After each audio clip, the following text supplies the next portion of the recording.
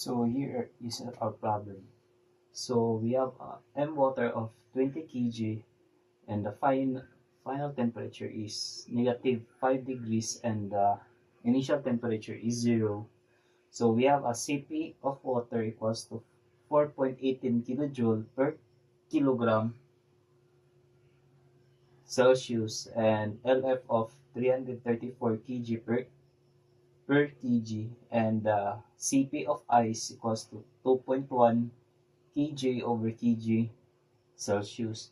So first is we need to get the Q1 which is MCP negative 5 minus 0. So we have 20 multiplied by 4.18. So we have 83.6 kg.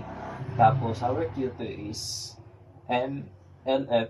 So we have 20 multiplied by 334. So we have 6,680 kilojoule. And the Q3 equals to 20 multiplied by 2.1 multiplied by 5. So we have 210 kilojoule.